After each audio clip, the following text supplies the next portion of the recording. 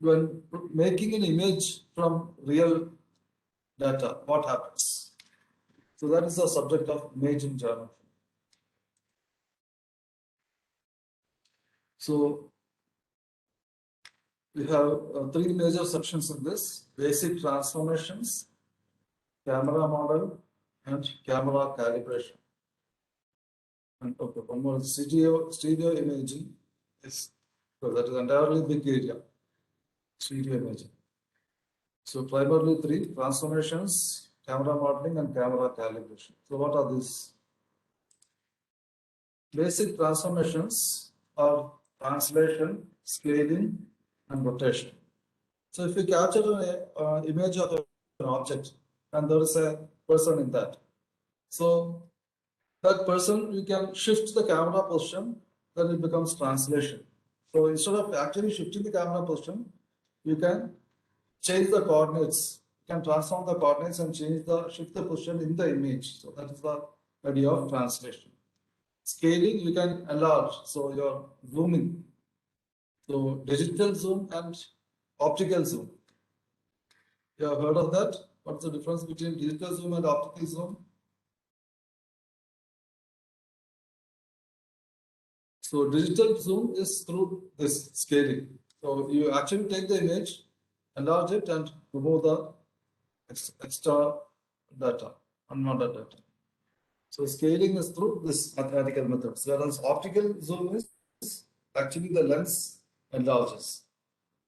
Then rotation. So camera rotation, just like that, the image can be rotated after capturing it. So that is all through transformations.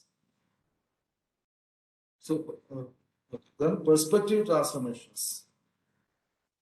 So if you are taking a photograph of a building, several objects, some are far away, then their size is less. So there is sort of three-dimensional view. So in case of architecture and all, they are very much concerned with this perspective transformation. So how, if you are looking from far away, the size has to be changed. So those things are described in this concatenation and inverse transformations. So we'll not go into much depth since these are basic things. There's not much option in them. So whereas there are many things to decide in the other areas. So that's why we. So perspective transformations. Okay, it's how a three-dimensional object looks. So projects the 3D points onto your plate. So this is what our camera does. The 3D points are in 3D space. So we are converting into 2D space. So non-linear because division by coordinate values is there. So okay, now let us consider image formation in a simple camera. So basic idea of camera modeling. Okay, so this is the image plane, which is image. Okay, both the origins are there. So this is the image plane. And suppose this is the lens center. And lambda is the focal length of the lens. So what is the focal length? So light from far away is focused onto a point, a distance lambda from the lens center. So that is the focal length. So smaller focal length means the points of focus very close behind the lens. Large focal length means it is very far behind. So if you want to get more area captured, you should have a small focal length. So a point in space that coordinates capital X, capital Y, capital Z. So that is the world coordinate system. What will be its coordinates in the image coordinate system? Small x, small y. Z is not there because it has only two dimensions. So what is small x, small y? Given capital X, capital Y, capital Z. So that is the camera modeling problem, trying to determine the coordinates in the image. So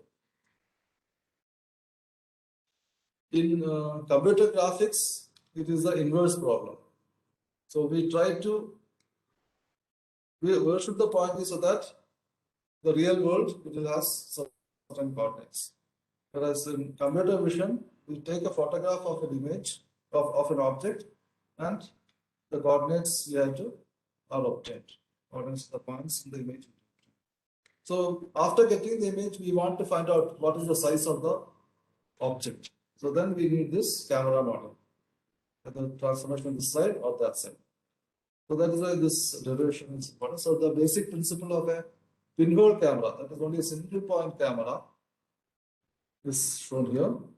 So now, so we want to find out, given x, y, z, what is small x, small y, we have to find out. So small x is the distance from here to here. This is vertical distance is small y. So capital X will get transformed to capital X, Y, Z will transform to this. So okay, this is small x, small y. These are the coordinates in the image. So camera coordinate system, small x, small y, small z. Image plane is coincident with the xy plane. The length optical axis is along the z axis. Center of the image plane is at the origin. Center of the lens is at 0, 0, lambda. So that means lambda is the focal length of the lens. So with these assumptions, the calculation, the equation becomes quite simple. So if the camera is in focus, lambda is the focal length of the lens. So world coordinate system, capital X, capital Y, capital Z. Assume it is aligned with the camera coordinate system. Object is in front of the lens. Then capital Z will be greater than lambda. Now, this is the problem. Obtain a relationship that gives the coordinates xy of the projection of point capital X, capital Y, capital Z onto the image plane. So from similar triangles, so we want this triangle from here, here, here, here, and here.